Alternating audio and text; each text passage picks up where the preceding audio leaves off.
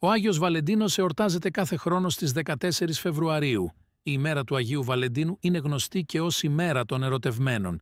Ποιος όμως ήταν στην πραγματικότητα αυτός ο Άγιος και γιατί συνδέθηκε με τους ερωτευμένους? Αν θες να μάθεις τις απαντήσεις, μείνε για λίγο ακόμα μαζί μας.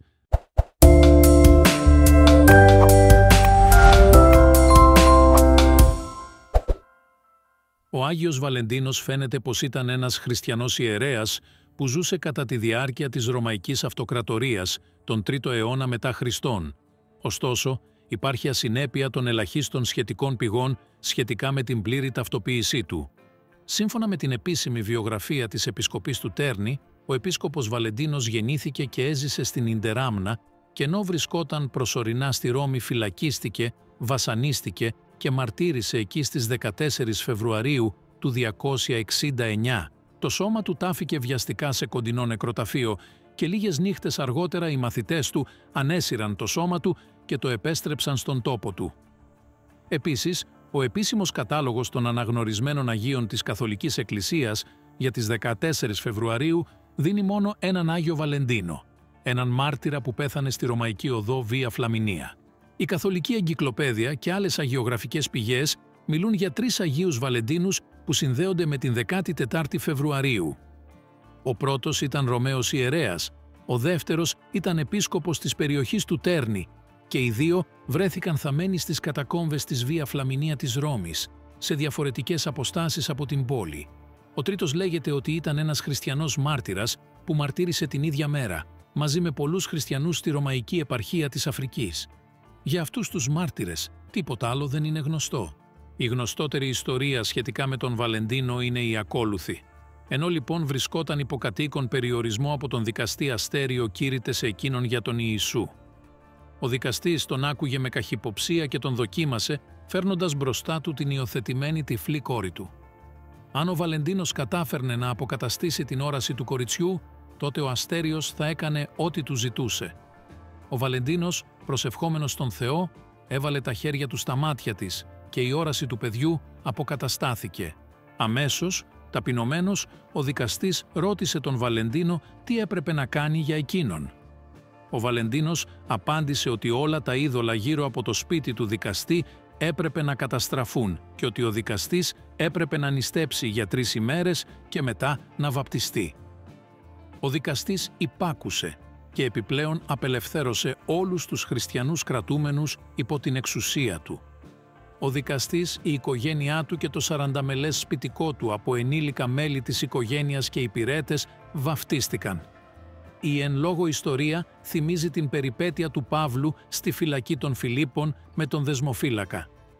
Για τον Απόστολο Παύλο μπορείς να δεις το σχετικό μας βίντεο.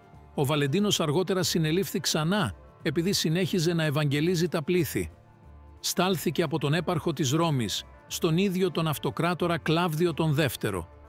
Ο Κλάβδιος τον συμπαθούσε μέχρι που ο Βαλεντίνος προσπάθησε να τον πείσει να ασπαστεί τον χριστιανισμό.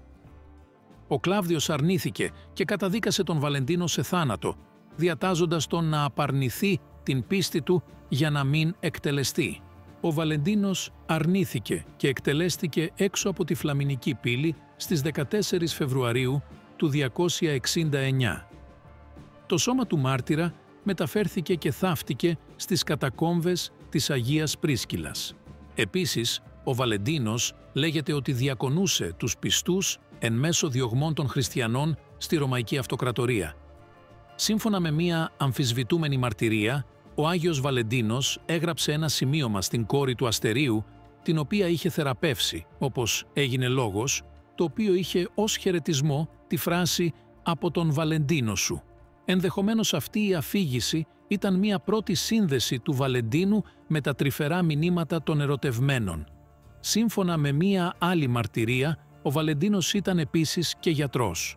Το πολύ σύντομο βιογραφικό του Αγίου Βαλεντίνου στο μεσαιωνικό έργο «Ο Χρυσός Θρύλος» αναφέρει ότι ο Βαλεντίνος εκτελέστηκε επειδή δεν αρνήθηκε τον Χριστό όπως του παρήγγειλε ο Κλάβδιος ο Δεύτερος. Πριν του κόψουν το κεφάλι, ο Βαλεντίνος αποκατέστησε την όραση και την ακοή στην κόρη του δεσμοφύλακά του. Επίσης, ένα κείμενο του 1493 αναφέρει ότι ήταν ένας Ρωμαίος ιερέας εξαιρετικής μόρφωσης που έφερε την κόρη του Αστερίου μαζί με 49 άλλους ανθρώπους στη πίστη του χριστιανισμού πριν μαρτυρήσει από τον Κλάβδιο τον Δεύτερο. Υπάρχουν κι άλλοι θρύλοι πίσω από το πρόσωπο του Βαλεντίνου. Ένας αναφέρει ότι τον 3ο αιώνα μετά Χριστόν ο ιερέας Βαλεντίνος αψήφισε το σχετικό διάταγμα του αυτοκράτορα Κλάβδιου και έκανε κρυφά χριστιανικούς γάμους για ζευγάρια, επιτρέποντας στους συζύγους που συμμετείχαν να γλιτώσουν από τη στράτευση στον ειδωλολατρικό στρατό των Ρωμαίων. Κατά την εν λόγω αφήγηση οι στρατιώτες ήταν λίγοι εκείνη την εποχή, οπότε αυτό ήταν ένα μεγάλο πρόβλημα για τον αυτοκράτορα. Ο αυτοκράτορας φαίνεται πως είχε απαγορεύσει τους γάμους για τους νέους στρατιώτες, πιστεύοντας πως οι άνδρες που δεν είχαν οικογένειες ήταν καλύτεροι στρατιώτες. Η ίδια αφήγηση αναφέρει ότι για να υπενθυμίσει στους νέους που νύμφευε τους όρκους και την αγάπη του Θεού, ο Βαλεντίνος έκοβε καρδιές από περγαμηνή και τις έδινε σε αυτούς. Τέλος, υφίσταται και η περίπτωση η επιλογή του ως Αγίου των Ερωτευμένων να συνδέεται με την ειδωλολατρική γιορτή των Λουπερκαλίων, δηλαδή τη γιορτή της γονιμότητας που εορτάζονταν από τους Ρωμαίους στις 15 Φεβρουαρίου. Άλλωστε, οι ημερομηνίες είναι κοντινές.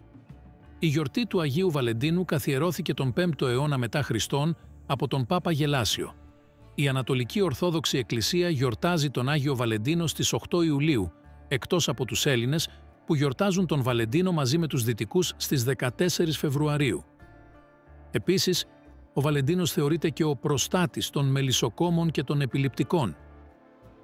Στην πραγματικότητα γνωρίζουμε ελάχιστα πράγματα για τον Βαλεντίνο. Το μόνο σίγουρο είναι ότι ήταν ένας χριστιανός μάρτυρας, μαζί με πολλούς άλλους στην εποχή της Ρωμαϊκής Αυτοκρατορίας στις αρχές του 3ου αιώνα μετά Χριστόν. Οι πηγές για εκείνον είναι ελάχιστες έως μηδαμινές και δεν άφησε καθόλου χειρόγραφα ή εάν άφησε, δε διασώθηκαν. Η ταύτιση με τους ερωτευμένους προήλθε από αφηγήσεις των οποίων η γνησιότητα δεν μπορεί να ελεγχθεί. Σε κάθε περίπτωση πάντως, στις μέρες μας, η γιορτή του Βαλεντίνου αποτελεί μια μεγάλη εμπορική γιορτή, η οποία εμπορεύεται την αγάπη. Με αυτή την εμπορική γιορτή, ο πραγματικός Βαλεντίνος σίγουρα δεν έχει καμία σχέση. Ανά τους αιώνες ο κόσμος ήθελε προστάτες για κάθε βήμα του βίου του, όπως και για τον έρωτα. Στην προκειμένη περίπτωση, οι αρχαίοι Έλληνες έπλασαν την Αφροδίτη και τον θεό Έρωτα. Οι Μεσοποτάμιοι είχαν τον θεό Δαγών και την Αστάρτη ως θεούς της γονιμότητας, οι Βαβυλώνιοι τον Βάλ και ούτω καθεξής. Έτσι και ένας χριστιανός μάρτυρας με το όνομα Βαλεντίνος χρήστηκε μεταγενέστερα ως προστάτης των ερωτευμένων. Ευχόμαστε να βρήκες κάποιο ενδιαφέρον μέσα από αυτό το βίντεο σχετικά με την προέλευση του Αγίου Βαλεντίνου. Μέχρι το επόμενο βίντεο. Να είσαι καλά!